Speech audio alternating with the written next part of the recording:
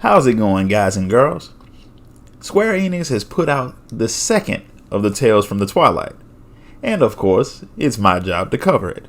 So, I want you guys to sit back, grab a snack, and listen to Tales from the Twilight Episode 2, Her Father's Daughter. With the peace negotiations at Ugamaru a resounding success, the long and bitter conflict between the kobolds and the people of Limsa Lominsa at last drew to a close. It was a joyous occasion that marked what many hoped would be the beginning of a new age of harmony and cooperation. Her duties done for the day, Admiral Merlwyb Blofiswin retired to the command room and, as was her custom, began polishing the two muskets that were her constant companions.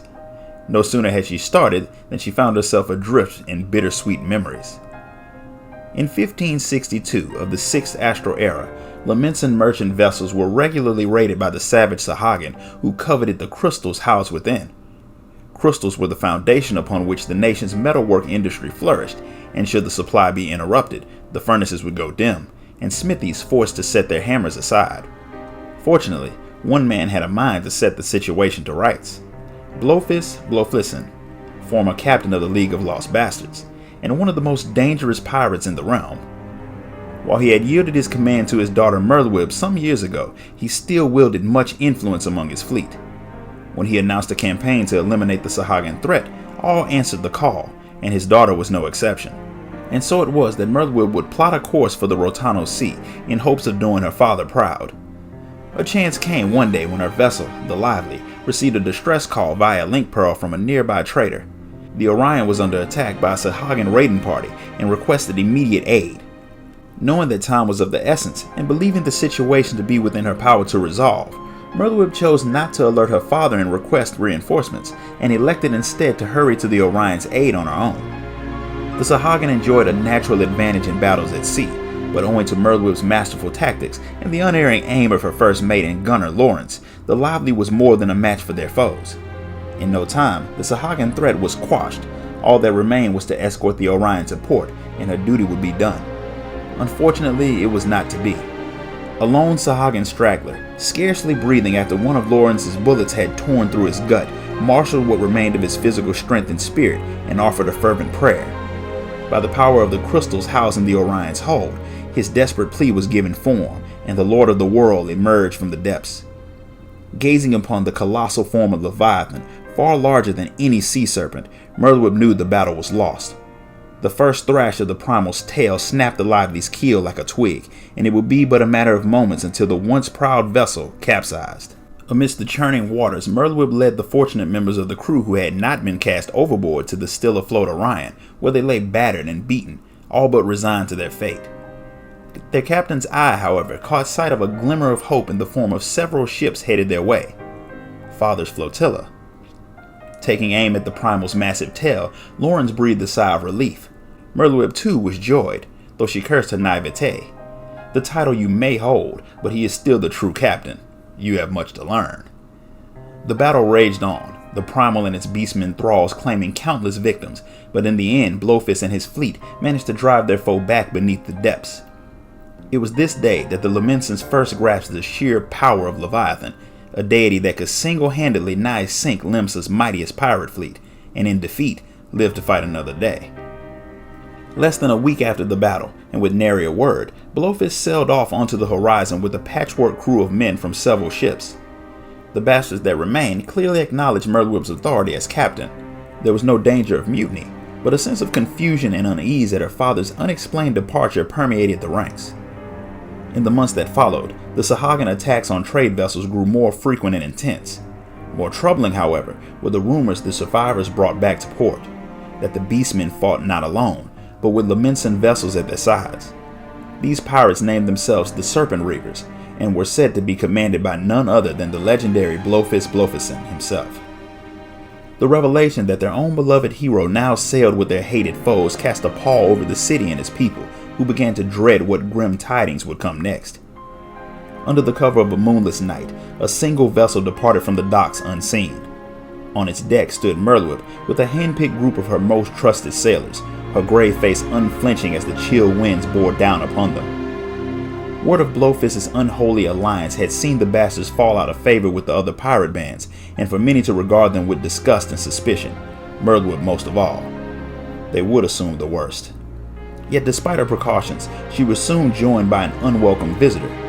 Hearing footsteps, she turned and found a veritable mountain of a man standing before her. Though the iron mask obscured his face, it nevertheless spoke to his identity as none other than Miss Beard, notorious pirate and her father's greatest rival. Come to deliver justice to the turncoat's daughter, I'll wager. You mean to bring him back, do you? Though muffled somewhat by the mask, she sensed a measure of sympathy in the booming voice. No, I mean to kill him. For a long moment, the gargantuan pirate regarded her in silence. And there I was thinking I'd have to knock sense into you, he said at last. Here, take these. He brought forth 2 muskets and held them out to Mirthwhip. Your guns. Yours now, if you'll have them. I'd be a fool to refuse, but why? The sun is all but set on the age of us old buccaneers. Blowfist knew this as well as I. That's why you lead the bastards now. If you've a mind to do your duty, then let me help you see it done. Mirthwhip had no idea if there was any love lost between Miss Beard and her father. Nevertheless, holding the twin muskets close to her chest as the ship struck out into the black waters, she could not help but feel heartened by his words. Just before the first rays of dawn broke across the horizon, Mirthwhip's ship came ashore on the small island that the Serpent Reavers were said to have claimed as their hideout. And indeed, after she had disembarked with a party of axemen and ventured a ways inland, they were set upon by a motley band of pirates and Sahagan sentries. The rumors are all true then. With muskets firmly in hand and a heart of steel, she shot and killed one after another. Among her adversaries were former companions and childhood friends, though their wild-eyed expressions rendered them nearly unrecognizable. Alas, though she fought bravely, her foe was a legion, and one by one her axemen were wounded or worse. So this is how it ends. Mirthwhip had all but resigned herself to her fate when a shot rang out and a Sahagan a few feet ahead of her crumpled to the ground. She whirled and came face to face with Lawrence, her trusted first mate, from whom she had gone to great lengths to conceal her departure, and failed, clearly. What in the 7 hells are you doing here? It'd be a sorry first mate that lets his captain get herself killed on a suicide mission, no? Lawrence fired back with a grin. Mirthwhip scoffed. If you'd taken any longer, that's exactly what would have happened. What can I say? Lawrence shrugged. You were gone by the time I climbed out of the hold, and you didn't have the courtesy to leave me a map. The captain and her mate carried on with their spirited banter as they engaged the Reavers in perfect harmony, Mirthwhip taking deadly aim with their muskets as Lorenz supported her from a distance.